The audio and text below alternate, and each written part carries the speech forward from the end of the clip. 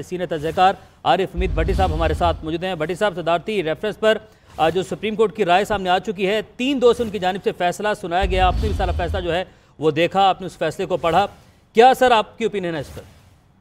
देखिए, आज की राय से तो ये तो कंफर्म हो गया है कि पंजाब हुकूमत प्रैक्टिकली खत्म हो गई है। उन्होंने कहा अगर कोई मुनव्वर फरूकन वोट डालता है तो वो अकाउंट ही नहीं होगा। तो हमजा शहबाज साहब को 197 पड़े थे, अगर वो 25 मुनव्वर अरकान का वोट निकाल दिया जाए 172 है और 186 चाहिए, तो इसका मतलब है पंजाब हुकूमत तो अमलन खत्म हो गई। लेकिन मेरा ख्याल है वफाक में ये नहीं है, क्योंकि वफाक में किसी मुनव्वर रुकन ने वोट ही नहीं डाला था, सिर्फ इत्तेहादियों ने डाला था।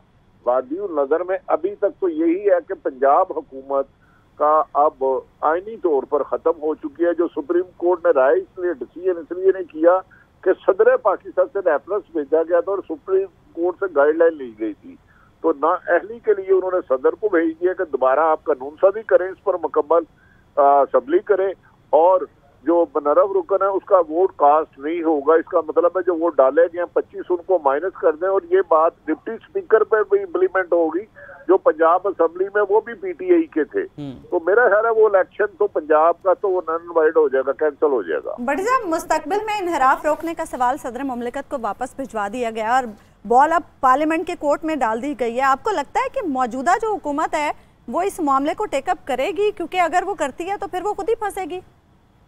नहीं, देखे, उन्होंने वोट तो कास्ट नहीं है। वो जो उन्होंने सवाल सदर पाकिस्तान ने कहा था ताहयात महल होंगे मुनव्वर अरकान 5 या 10 साल, उसकी मुद्दत का तयन अब दोबारा पार्लियामेंट करेगी। लेकिन महल तो होगा, वोट तो उसका अपनी पार्टी की पॉलिसी के खिलाफ कास्ट नहीं होगा।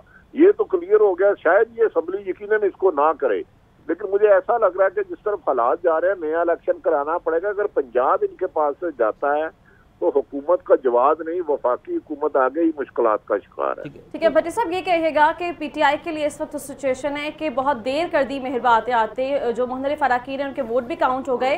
अब आप क्या समझते हैं कि मुनव्वर अरकान का आगे क्या फ्यूचर हो सकता है? और इलेक्शन कमीशन में भी इस हवाले से केस है। देखिए, मुनव्वर अरकान अब तक असम्बली के रुकन तो हैं।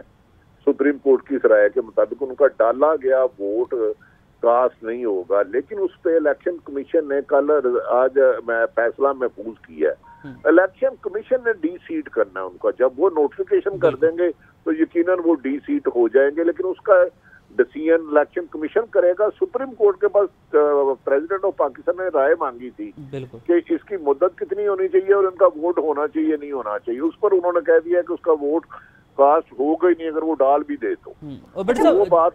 जस्टिस एजाज ने भी ये जिक्र किया, उन्होंने कहा कि जो तकलीफ जमातें नहीं करना चाहती वो आप सुप्रीम कोर्ट से करवाना चाहते हैं इसकी समाअत के दौरान। और उन्होंने कहा कि कानून साजी पार्लियामेंट करे, पार्लियामेंट में इसकी कानून साजी होनी चाहिए। तो कानून साजी कैसे होती है आप देख रहे हैं? पार्लियामेंट के जो हालात हैं, जो वहाँ पर सूरत हाल बनी है, तो कानून साजी मुमकिन दिखाई देती है आपको वहाँ पर होती? नहीं, देखिए, वहाँ तो पॉसिबल नहीं है। वहाँ तो इमरान खान के अरकान असम्बली ने रिजाइन दे दी हुई है। कानून साजी तो जब से ये है, कानून साजी तो इजलास ही नहीं हुआ, कोई एक भी कानून साजी हो ही नहीं सकती। उनके पास इतनी मेजोरिटी नहीं है। बट साहब, इसीलिए शायद फवाद चौधरी साहब ने अभी ये मशवरा दिया है कि इलेक्शन के हवाले से जो इस्लाहात करनी है इलेक्शन कमीशन में, सियासी जमातें बैठकर ऑर्डिनेंस के जरिए कर लें। हाँ, तो बस आप देखें ना, फिलहाल तो नून लीग पीपल्स पार्टी पीटीआई से बात नहीं करना चाह रही। इन्हें एक टेबल पे आना पड़ेगा। ऐसी सिचुएशन में नए इलेक्शन कह रहे हैं तो वो भी मुमकिन नहीं है, क्योंकि इमरान खान चाहते हैं कि ईवीएम पर ओवरसीज पाकिस्तान को, और हुकूमत जो है इस वक्त वो करिए उनके वोट हमने नहीं मानने। तो एक टेबल पे इन सारे पॉलिटिशियनों को, हुकूमत और अपोजिशन को बैठना होगा, उसके बाद ही खत्मी फैसला होगा कि इलेक्शन हो सकेंगे। अदरवाइज इलेक्शन भी मुश्किल होते हुए नजर आ रहे हैं जब तक कि सियासी जमातें एक दूसरों के साथ बैठे ना। ठीक है भट्टी साहब, साथ रहिएगा। अभी हमें ज्वाइन किया है सीनियर तजज़ियाकार सैयद काजी साहब ने। सईद साहब, बहुत शुक्रिया आपके वक्त का। सईद साहब, कहिएगा, सुप्रीम कोर्ट की ये अहम राय सामने आ चुकी है और इस राय के बाद पंजाब हुकूमत तो अब यकीनी तौर पर स्टेक पर लग चुकी है। अभी जो कायम मकाम गवर्नर हैं वो परवेज इलाही है, उनका किरदार इस सारी सिचुएशन में आप कैसा देख रहे हैं भैया? जाहिर है वो ज्यादा अहम हो जाएगा। और जाहिर है ये जो राय भी लफ्ज है वो इसलिए है कि प्रेसिडेंट साहब ने इस पे एक एडवाइजरी या जो भी इसे आप कह लें उन्होंने मांगी थी, और ये राय जो है वो बाइंडिंग होगी। हाँ, मेरी जिन लोगों से बात हुई है बाइंडिंग होगी। और जाहिर है कि इधर यहाँ पे अब स्पीकर तो वो हैं, लिहाजा अब जो मुस्तकबिल है उन 25 लोगों का वो तो एक हवाले से तय है कि वो ताहयात फिलहाल नया अली का फैसला तो करना है आपकी इसमें जो है पार्लिमान, लेकिन ये जो वोट उन्होंने डाला है इसके बारे में क्लियर कट राय आई है कि वो वोट काउंट नहीं होगा, और अगर वो वोट काउंट नहीं होता तो इसका मतलब ये है कि पंजाब हुकूमत एक जो हालिया है वो पहले ही बुरान में थी, मजीद बुरान में आ जाएगी। जी सईद कासिम, लेकिन इस सारी सिचुएशन में मुल्क में वैसे ही आईनी बहरान बहुत ज्यादा नहीं हो जाएगा? ऑलरेडी हम बहुत ज्यादा क्राइसिस में हैं। देखिए, ज्यादा बुरान पता नहीं कितना होता है, क्योंकि बुरानों में से हम गुजरते चले आए हैं। ऑलरेडी बहुत बड़ा बुरान है और इसमें अब मजीद क्या होगा। बहरहाल बुरानी कैफियत तो है, मैशत का भी बुरान है, सियासत का भी बुरान है, मगर इस फैसले ने बहरहाल एक बात तो ठीक है, इस बात को तो कभी हमें एनकरेज नहीं करना चाहिए कि आप किसी एक टिकट पे इलेक्शन लड़ें और दूसरे टिकट पे दूसरी पार्टी के साथ आप चले जाएं या अपनी पार्टी को गिराने में किसी किस्म का किरदार अदा करें।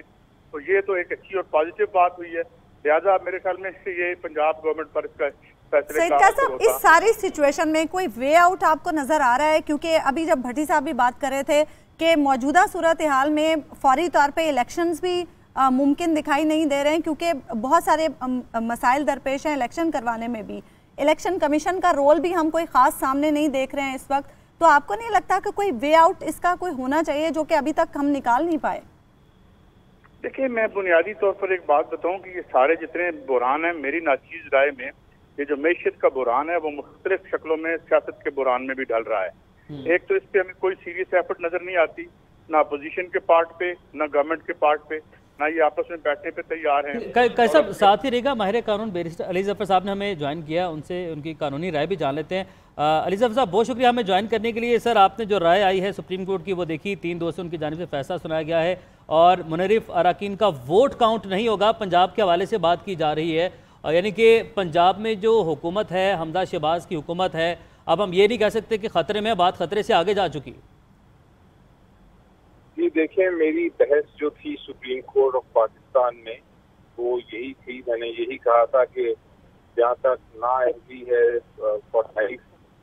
ताहयात वो तो बात शायद नहीं बनती आर्टिकल 63A में, लेकिन आर्टिकल 63A में आप जो वोट है उसको नहीं काउंट कर सकते, क्योंकि कानून का एक बहुत बड़ा एक प्रिंसिपल है और वो ये है कि अगर आपने कोई गैर कानूनी हरकत करके, गैर आईनी हरकत करके कोई एडवांटेज देना है या कोई आपने चीज को गेन करना है तो वो आपको इजाजत नहीं होती। इसको हम अंग्रेजी में कहते हैं fruit of the poisonous tree.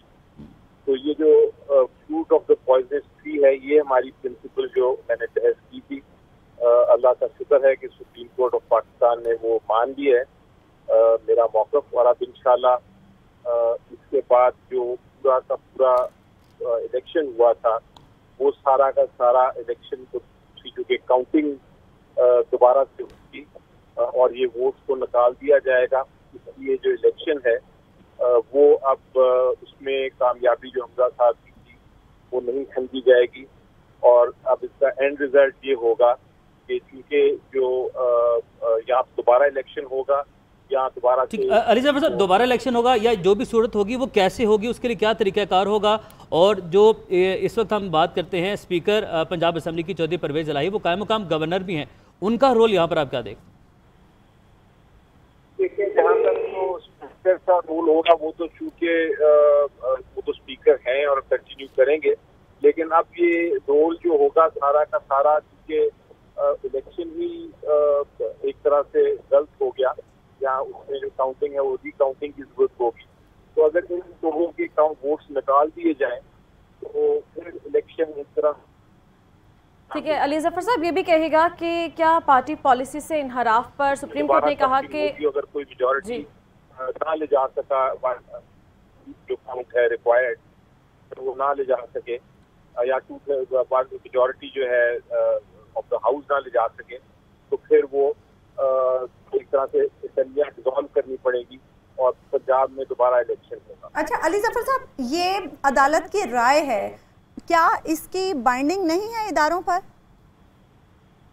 ये अदालत ने एक पहले फैसला किया हुआ है इस बिल में और हिस्बा बिल में अदालत ने यही कहा था कि जो अदालत की राय होती है वो बाइंडिंग होती है हर इदारे पे, और इसलिए ये जो राय है अदालत की, सुप्रीम कोर्ट ऑफ पाकिस्तान की, ये बाइंडिंग होती है। ठीक है अली ज़फ़र साहब, बहुत शुक्रिया आपके वक्त के लिए।